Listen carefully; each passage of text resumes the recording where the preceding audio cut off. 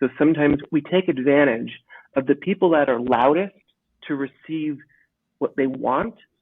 And when someone is the quietest, they're needing it the most. And I don't think we listen enough as human beings. I don't think we pay attention enough as human beings. I think it's really hard for all of us to really get connected to a stranger. But when you do connect to that stranger, whether it be a minute, a second, an hour, it can change that person, whether it's for the better or for the bad.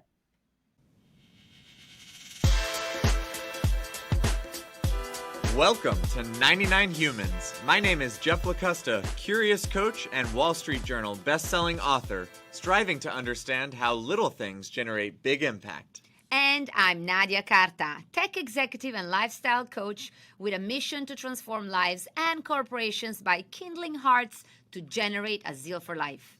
Each week, we investigate stories about the human side of leadership to re-energize your spirit and help you become a stronger leader. Because the reality is that leadership is messy, goofy, challenging, but always human. Thanks for spending time with us today. Let's dive in. Hello, everybody. I was just about to say we're going to start, and then our Jeff is here. Jeff, please meet the one and only David Tutera. Hello there. Thank you so much for joining. Yes, thank you for having me. I'm excited to be with Nadia and get a chance to meet with you. So thank you for having me. We are honored, David. So I'm going to jump right in with an introduction about you, David, because not even in my wildest dream I would ever hoped to be here with you.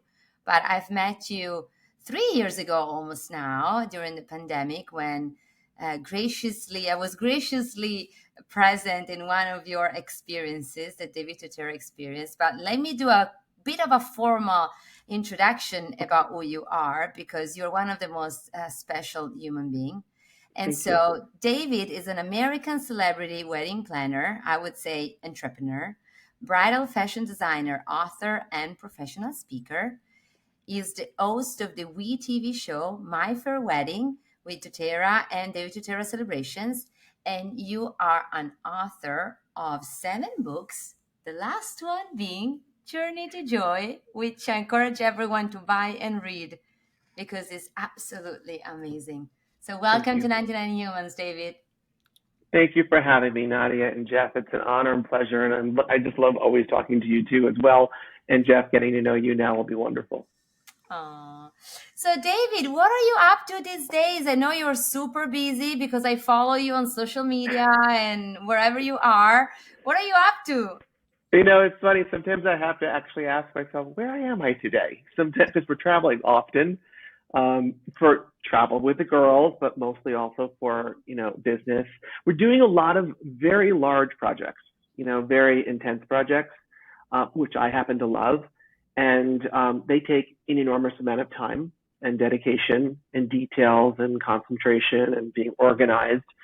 And that's really where we are right now. We're in this sort of interesting place, the company, I should say, where we have this influx of incredibly intense, high-end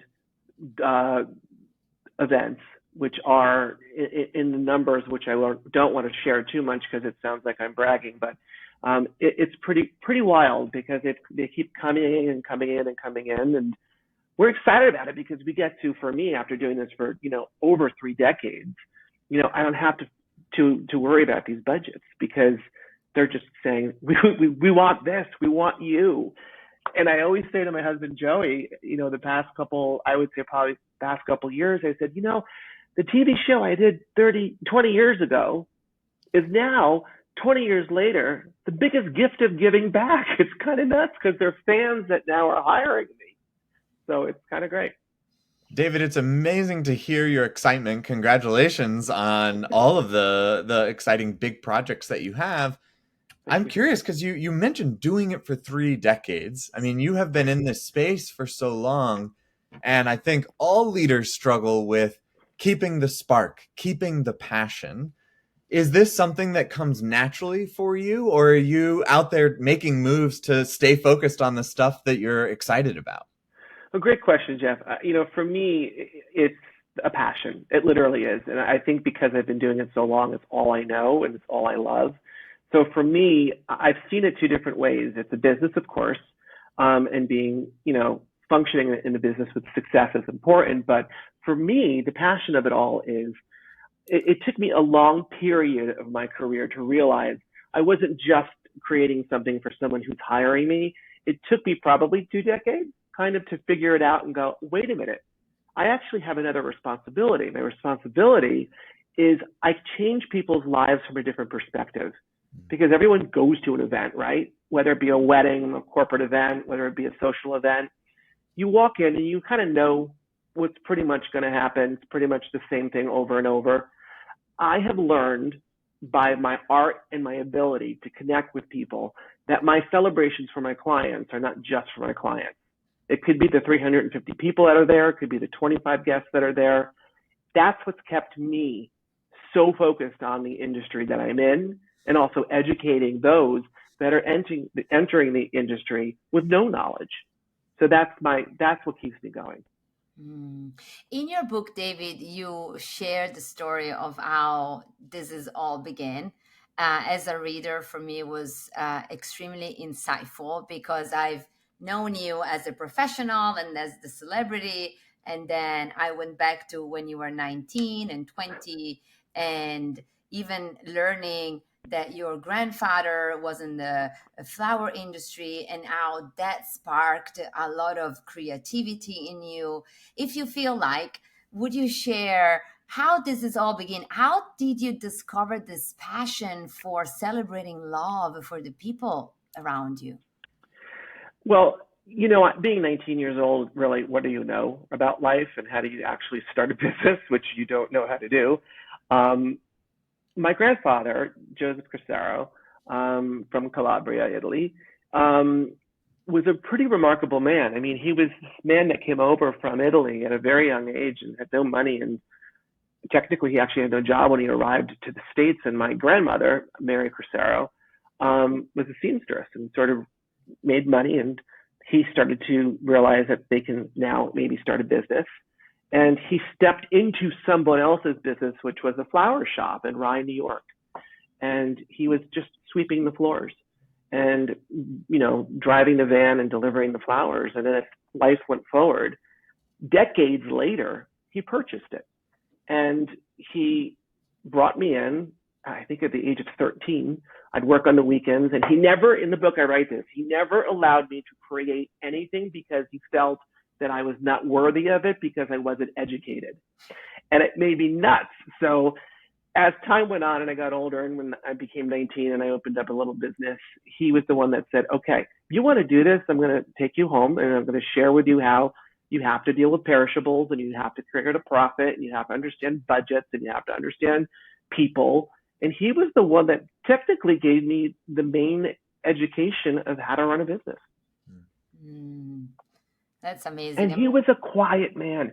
He was very gentle and quiet, but when he had something to share that he felt was super important, he was very, very serious about it. How is that experience showing up for you today?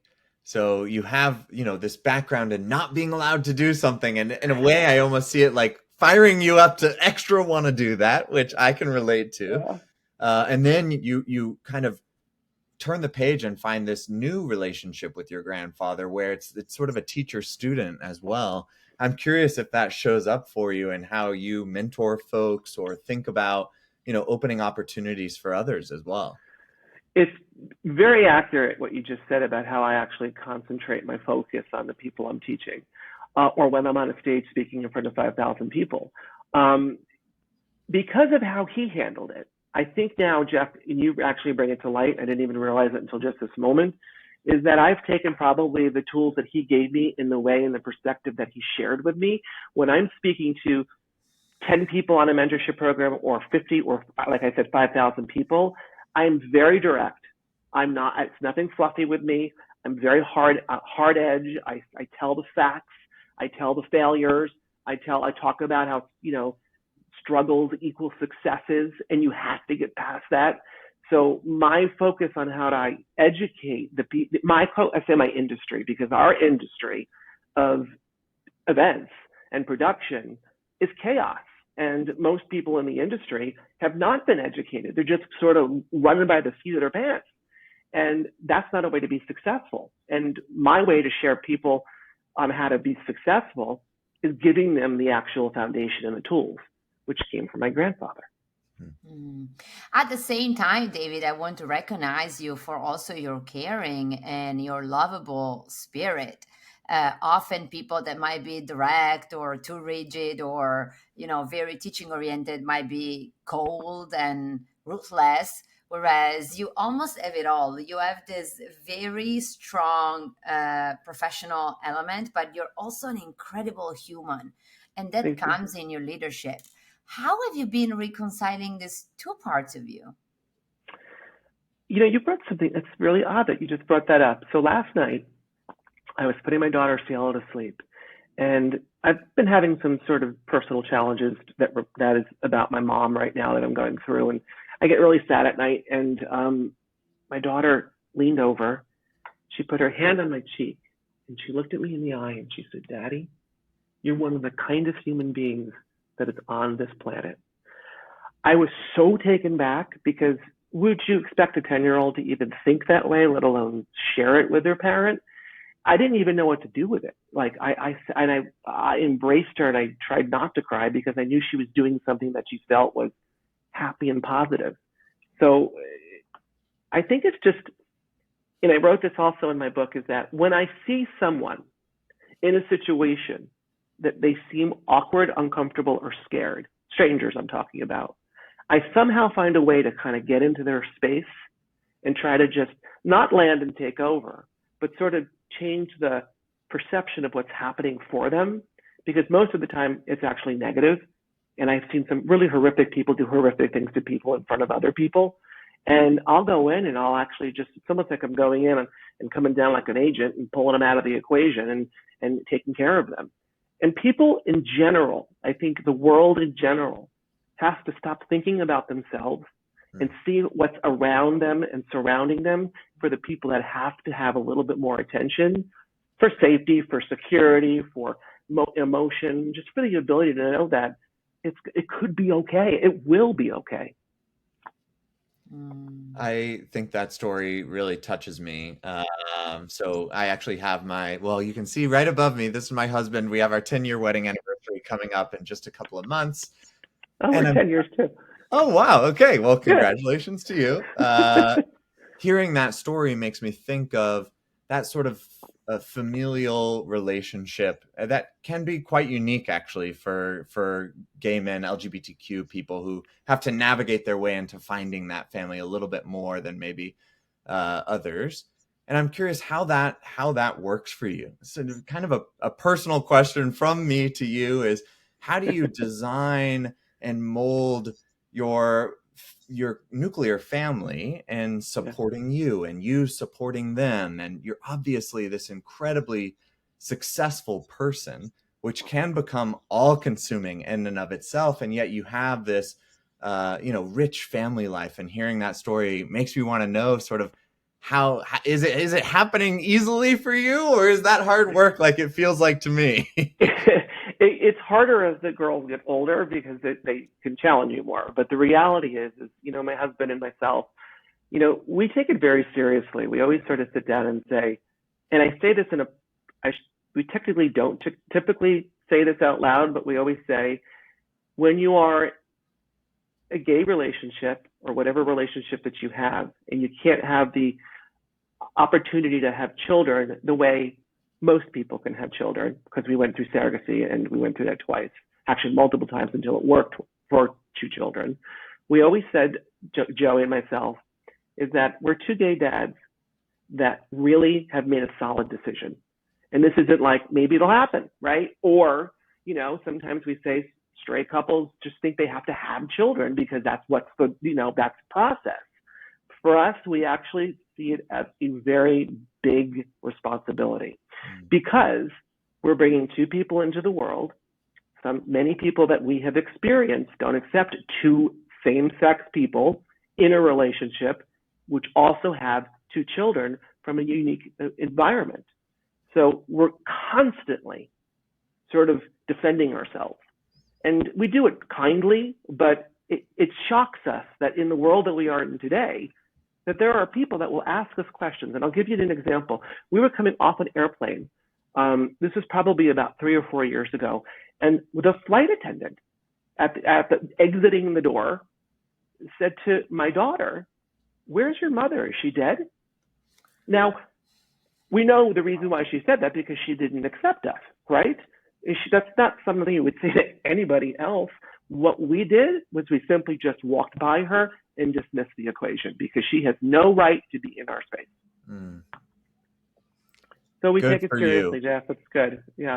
I think that conversation, I mean, sadly, that's something that is a part of reality, and Yeah. reactions like you gave, helping make it clear what is acceptable and what isn't, is a very helpful way to create change. So I'm Change glad. is hard for people. Oh my, yeah. right? You know this. It is hard.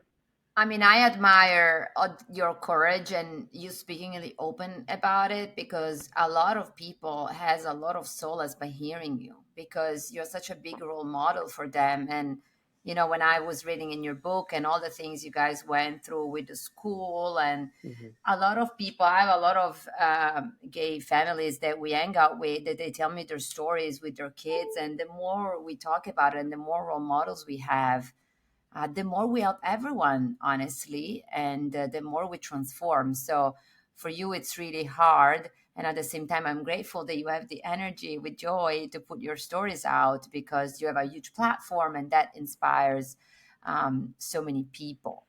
I'm going to do a little bit of an awkward transition, because I have so many questions that I would love to ask you. But when I was reading the book, and I mean, you know that I've worked with Diana and a lot of people for my own events.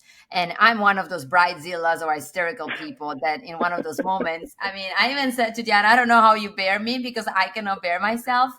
And in the book, the one story that really stick to me, I mean, all of them were amazing, but there's the one story of that woman that was getting married and her sister was so drunk that... You can't make it up. It's not. There's not one single thing that's false in that. I mean, that one, everybody, you gotta buy the book and read it, because I was literally dying when I was reading about it.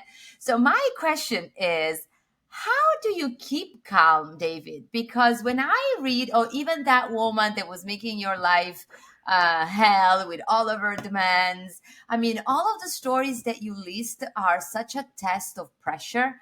And honestly, myself, I mean, I work at Google, Jeff works at Google, and we don't come near close to the stress that you handle, yet we lose it all the time. So how do you manage? What's your secret? My secret is my mom, actually. My secret's my mom. So she raised me in a way to be kind and keep things simple, and to keep your ability to not get crazy and lose it. Because my father, and which I clearly wrote in this book, is the one that's out of his mind. I mean, he has no perception of reality. And, you know, the complete opposites of the two of them, and my gravitation towards my mom, and my mom sort of being by my side, knowing she had probably a gay son when even I didn't even know I was going to be gay. She protected me, and she always said, I believe in you, you can do anything. And because of her kindness, my mom's kindness, she had lack of education, but what she did have was the ability to make me feel like anything's possible, anything at any time with anyone. And I think that's really how I'm able to deal with difficult clients, difficult vendors, difficult scenarios in the world. So I give her all the credit, because that's a wonderful human being who passed it forward. I mean, I still want to ask you what are the tactics, though, because like I hear you saying it's my mom, but when you are in that situation, I mean, do you breathe? Like, what do you do practically? I'll tell you what I do. So I'm going to give you an example, because I use this one particular one all the time. There was a moment when I was in my New York City office, and we had two families coming together, which was two families marrying the husband and the wife and all of the ancillary people in their family. And I had a really big lobby at that time, and I put them into the conference room, and I had stepped away to use the restroom. And as I came back, all I heard was screaming, everybody at all angles and to each of the people. So I'm thinking to myself, I had two options, right? Two options. I'm thinking, okay, I can either go in and deal with this, or I can step outside the lobby and just wait until it stops.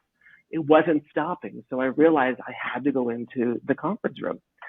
And I simply said to all of them, I said, listen, you hired me as your planner to do this wedding. I said, but the reality of this all, if you're all going to behave like this, listen, I'm still going to do the job, but I'm not going to deal with this nonsense. Like, I had to talk to them like the parent to the children, and they're getting married. And it was insane. And I thought, this is not going to be happening. There's no way they'll get married, or maybe they'll fire me because of what I said. Long story short, when you're so direct to someone who is so difficult, they wind up becoming a child, and they wind up listening to the parent, which wound up being me. I think that's an incredibly helpful story, and one that I hope, honestly, isn't something that I'll use all the time, but it relates to experiences that I've had. And what I'm appreciating about this conversation, like, you are such a successful personality, and the hypothesis of our podcast is that these incredible facades of success that sort of come up are actually masking the real human to human connection on the other side. But with you, with the presence that you're creating, the books that you're making, you're actually out there being a vulnerable leader, sharing your stories.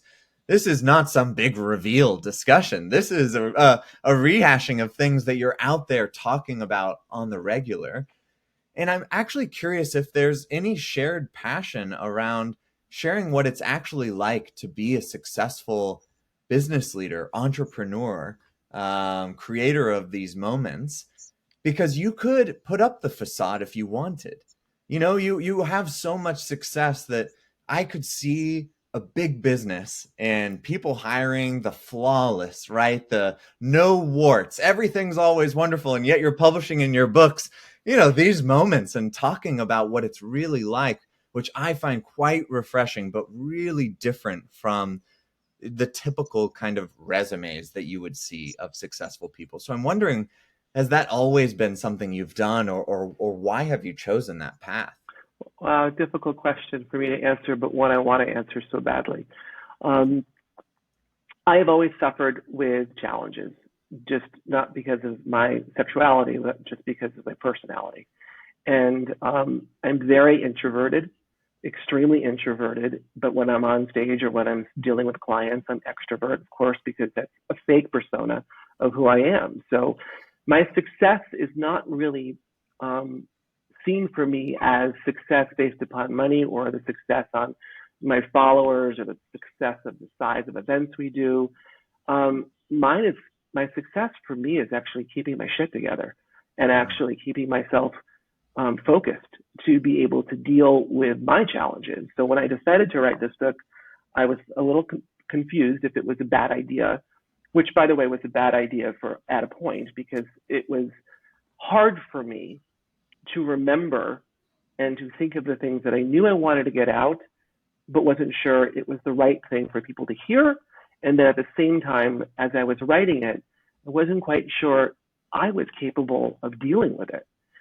So at the end of writing the book, I actually had a really hard time. I really had a hard time dismissing the book and letting it go, but at the same time, understanding the clarity, really deep, deep, deep feelings of what had happened to me in all the stories that I shared. And I didn't even share all the stories because some of them I couldn't, because they were so terrible and I didn't want to go too dark.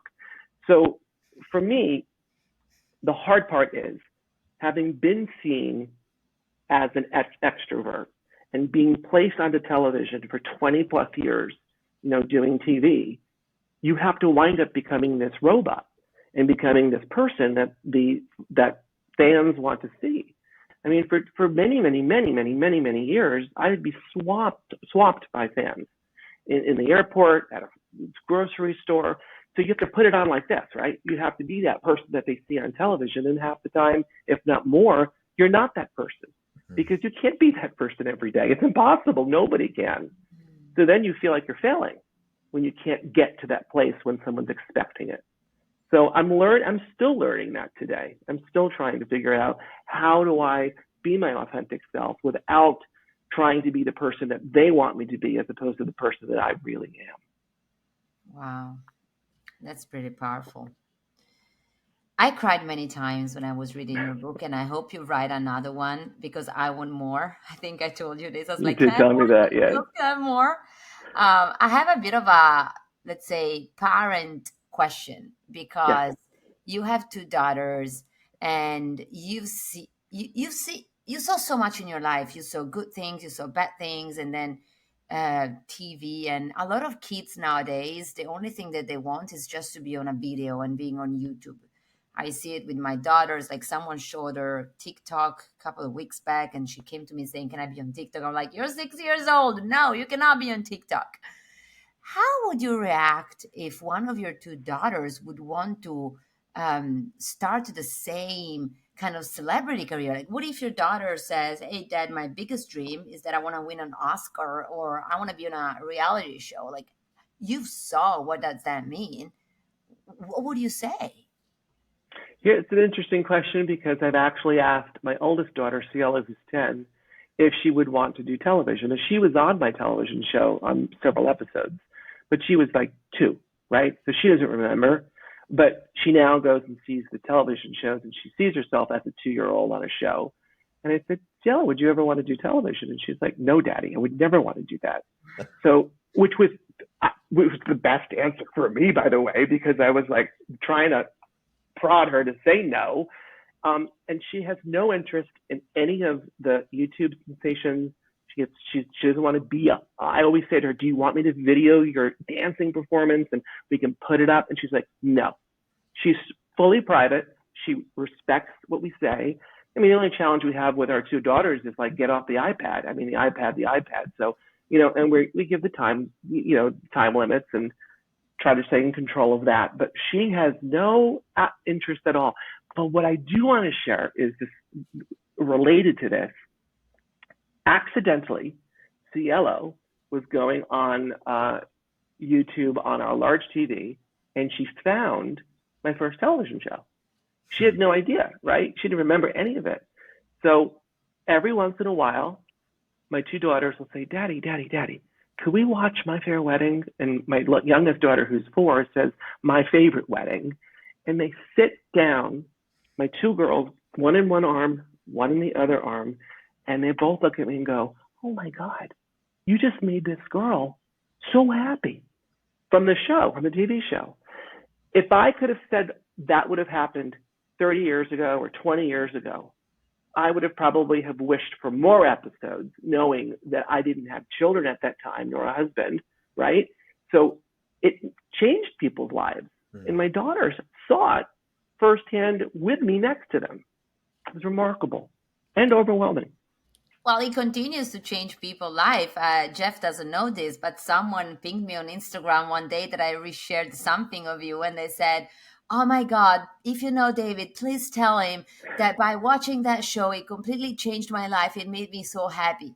So what you did and what you continue doing is remarkable, because even the effects beyond what you see in your day-to-day continue to amplify. And there's one person, hundreds, thousands out there that because they read one of your content, maybe they smile one day, or they are able to pull themselves through a problem. I mean, you're just amazing, David. Thank you, Nadia. You see that when I hear that, I always have a hard time receiving it. I don't know why, but I respect it and I'm thankful for it. But I'm always like, I'm just trying to do what I want to do, And I think some people sort of march out the front door and stomp their feet and throw up glitter and fairy dust, and when they want to make a big show out of it, right? So I feel like I'm the complete opposite, but still doing the same thing they want to do. I'm more like the kind of guy that sort of like goes out and like creates the magic and then poof, disappears. That's how I feel I function. On this point of I would call it the ripple effects of what you're doing almost. Mhm. So actually, many years ago, I led a nonprofit that did work in sub-Saharan Africa, and I learned this concept called Ubuntu, which is the idea that I am me because you are you, and that everyone on the planet is connected. And it to me is making me think of this discussion. Mhm. And I'm curious, in your experience, you actually started the conversation saying, I do this because I make people happy. I appreciate those ripple effects. And so you seem like you're hyper aware of that. And I'm wondering if there's an interesting ripple that you've ever come across that you could share with us in terms of, wow, I never really expected that kind of an impact. There's some immediate ones that you're very in tune with in terms of, yes, the events are making people happy, but have you ever come across one that maybe you weren't expecting? Yes. And this goes back probably 15 years ago, or maybe 15 or 12 years ago. And I was asked to do a wedding for, my God, what's the name of the foundation? The one where the children are not well. St. Jude? No, I just lost it. We'll get it. There was a girl that was getting married. She was in the hospital. She had very little time to live, and they had no money at all for a wedding to take place. And they asked if I would come in and pull it together. It was one of the hardest things I've ever done because you can see how sick she was because she physically couldn't stand up. I think she was 22 at the time.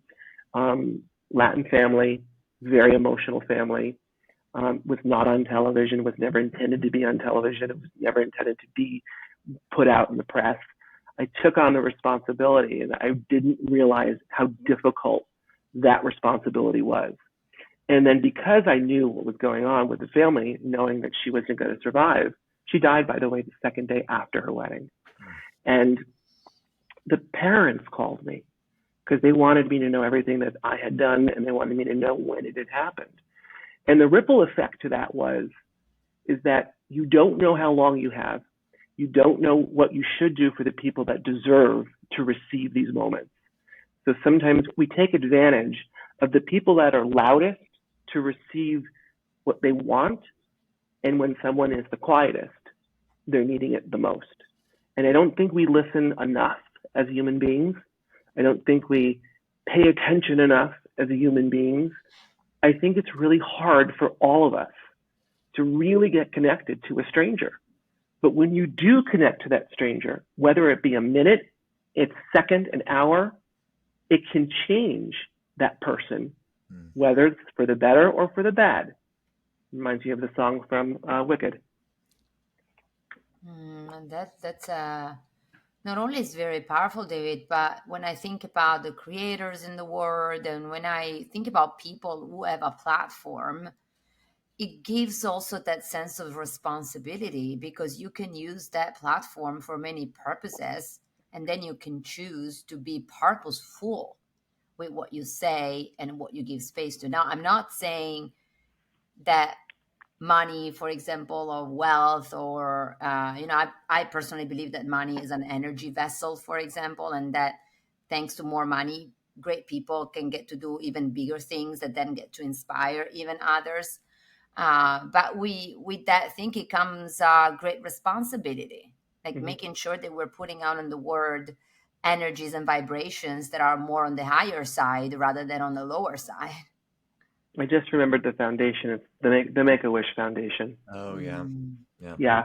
We just got, interestingly enough, yesterday, we just got an inquiry by a family and a series of friends that collectively wrote a note to me, came into our inbox, and this wonderful, beautiful, beautiful woman who's 24, I think she is has cancer, and she's at the very sort of end of her life, and she's getting married, but they don't have enough money for it. So we're going to step in and bring a team of people from the Florida area, because she's in Pensacola, Florida, and hopefully get enough people that are on board to do this quick enough that she can actually have the wedding of her dreams before she passes. It's hard to listen and hard to hear those stories, But I want people who listen to this podcast and listen to me in general to remember that when you're hearing sad stories, there is a happiness in the middle of it, and there sometimes is a really bright light at the end of it for those that are still around that you've lost after.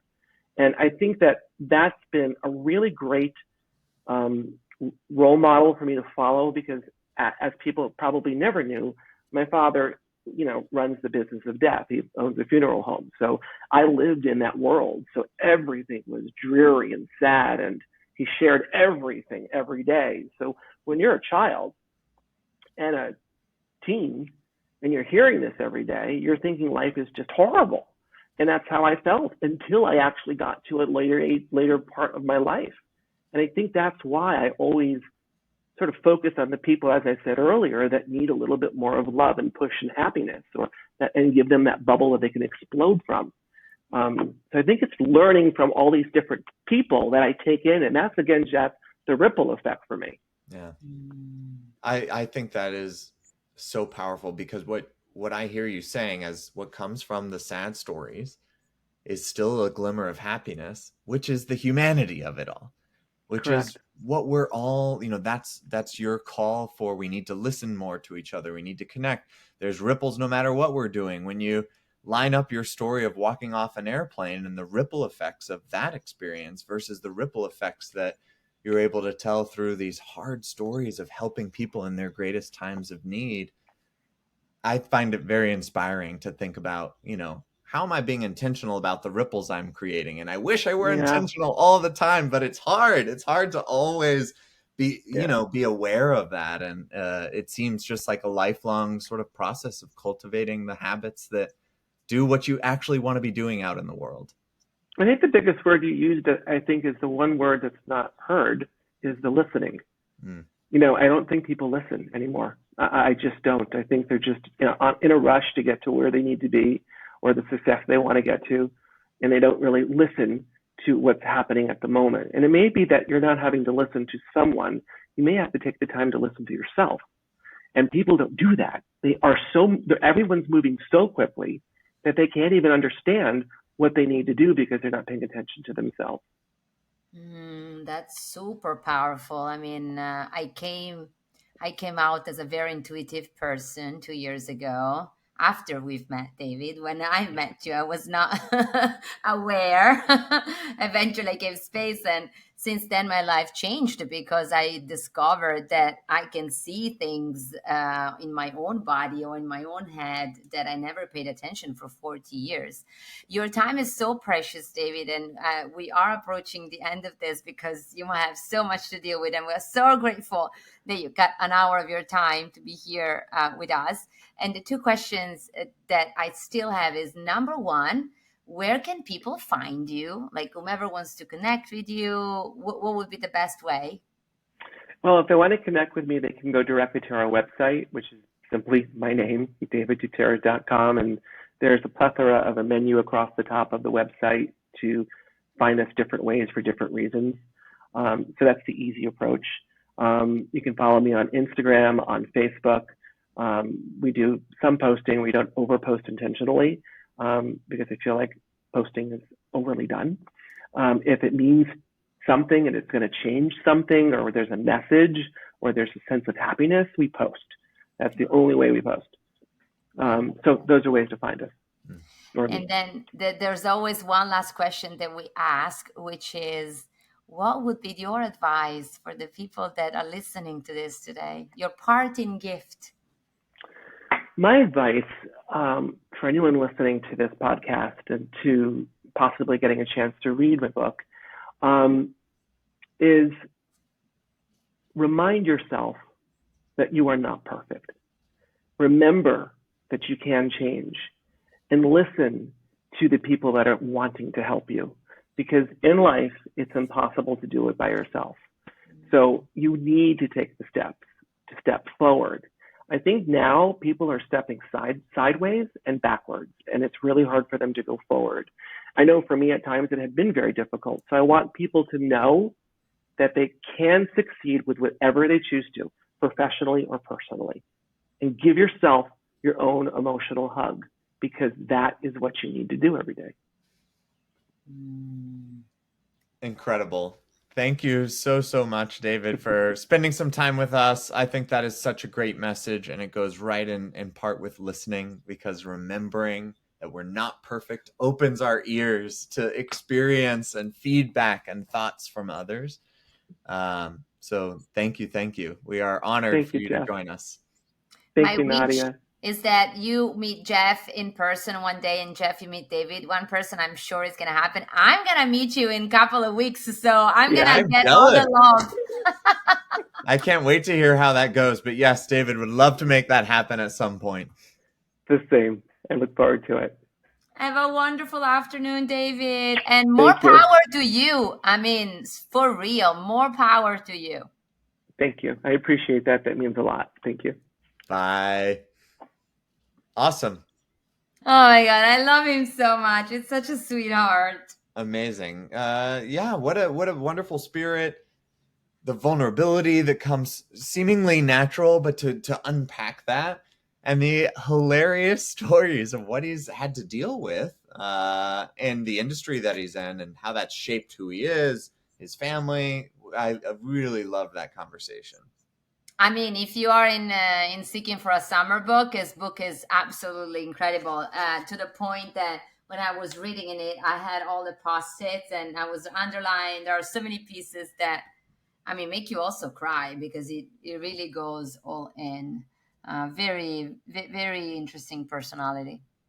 So Nadia, within such a action-packed conversation with David, I think there's a lot of things that really stand out. But what really are you taking away? What's your main takeaway from that conversation? I mean, I'm realizing we covered so much ground. We literally spoke about everything. Oh my God. Maybe for today, I'm going to mention two, because there's one strictly professional that I took away, and then there's one probably more personal, like life advice. Can I do that? I like it. You're allowed to. I would say that the professional, I really like the example he said, where the family were fighting and it went in and with direct, bold authority brought things back to order. And that for me was a good reminder that when you are a leader, you have to lead, which means that sometimes that requires you to take a stand and tell people what to do. We live in a society now where it's almost, I need to ask for permission to be a leader. And so in that instance, I'm not saying all the time, but in that instance where there was chaos and there was confusion and there was so much attrition, how he behaved and how he brought it back to order, for me, was a great reminder about what does it mean being a leader. Then on the personal side, wow, I mean, on the personal side, there were so many. Probably the one that applies a lot to me is this thing that you don't know how long you have in life. I mean, you know that I'm very sensitive to the topic of death and things that start, that end, and all of it. And every day on this planet is a day we're buying out from death, really. I mean, it's not embarrassing to say it. That's what it is. And we might push it under the rug, but that's what it is. And now I'm not encouraging people to take decisions that are absolutely wild without taking considerations about their life situations. Absolutely not. But I'm always encouraging others, including myself, to be mindful on how we are spending the time. What are we creating and what energies are we putting out? And I recently had a conversation with my daughter, actually just yesterday. She was so cranky the whole time.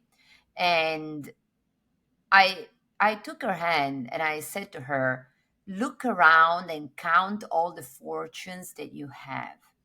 And I said, it's your decision what mindset and what emotions are you deciding to bring into life today. And I said, if you're sad, it's fine. If you're disappointed, it's fine. Just look around you and decide what is worth your sadness or your frustration, and decide how you want to be. I love that you're working with your daughter on that, because we talked a lot about being aware of what ripples you're making in the world and being aware of your mindset, being choiceful about your mindset. Gosh, I wish I had that life skill, as a habit instead of something that I have to build as an adult. So what a gift that you are giving to her to, nudge her and be aware of the fact that we do get to make choices about these things. Well, thank you. Trying hard. What about you, Jeff? This was the first time you've met David, so I'm very curious to hear what your a wonderful spirit, an incredible man, obviously. So honored for the opportunity for the conversation, and clearly hearing his journey and how being gay has impacted and affected his success, his family life, how he experiences the world. Lots of things that I could relate to. And I think my top takeaway, though, it's funny because he did a nice job building on our conversation at the very end, but he said some new things as well. And he said, remember that you're not perfect. And I think that is my top takeaway. And that connection to the importance of listening in order to remember that you're not perfect, and knowing it's coming from someone who listens for a living. That's what one of his pure skills at being able to translate the vision and the desires of his customers and the people that he's working with is an incredible display of listening. But also that remembering you're not perfect, and to all degrees, I think everyone suffers with, how do I be my authentic self? How do I be an authentic leader?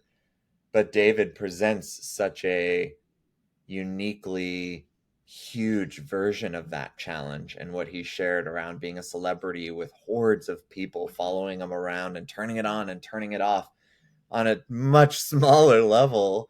Of course, we can all relate to that feeling of, how do I be myself? But I love just centering in that build of remembering you're not perfect and listening to others. I think that's a wonderful message.